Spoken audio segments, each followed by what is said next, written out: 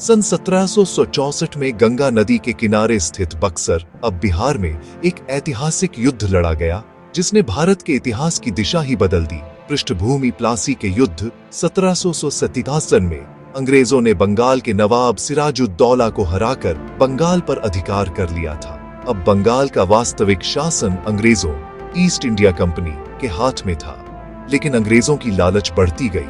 वे केवल व्यापार नहीं बल्कि शासन भी चाहते थे। युद्ध के मुख्य पात्र 1. मीर कासिम, बंगाल का नवाब। 2. शुजाउद्दौला, अवध, लखनऊ का नवाब। 3. शाह आलम द्वितीय, मुगल सम्राट, दिल्ली का। 4. मेजर हेक्टर मुनरो, अंग्रेज सेना का सेनापति। युद्ध का कारण: मीर कासिम ने अंग्रेजों को दिए गए व्यापारिक विशेषाधिकार, टैक्स मुक्त व्यापार पर रोक लगाने की कोशिश की, क्योंकि अंग्रेजों के कारण भारतीय व्यापारियों को भारी नुकसान हो रहा था। अंग्रेजों ने इसे अपने अधिकारों का अपमान समझा।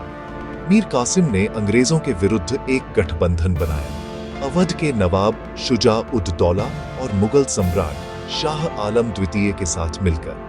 युद्ध का घटनाक्रम 22 अक्टूबर 1764 को बक्सर के मैदान में दोनों सेनाओं का आमना सामना हुआ। अंग्रेजों की सेना प्रशिक्षित और अनुशासित थी, जबकि भारतीय सेना में एकता की कमी थी। भारी संघर्ष के बाद अंग्रेजों ने विजय प्राप्त की। मीर कासिम भाग गए, शुजाउद्दौला ने आत्मसमर्पण कर दिया और शाह आलम द्वितीय अंग्रेजों के संरक्षण में चला गया। परिणाम: 1. 1765 में इलाहाबाद की संधि हुई। 2. शाह आलम द्वितीय ने ईस्ट इंडिया कंपनी को बंगाल, बिहार और उड़ीसा की दीवानी, राजस्व वसूलने का अधिकार दे दिया। 3. अब अंग्रेज भारत के शासक बन गए और यहीं से ब्रिटिश शासन का वास्तविक आरंभ हुआ।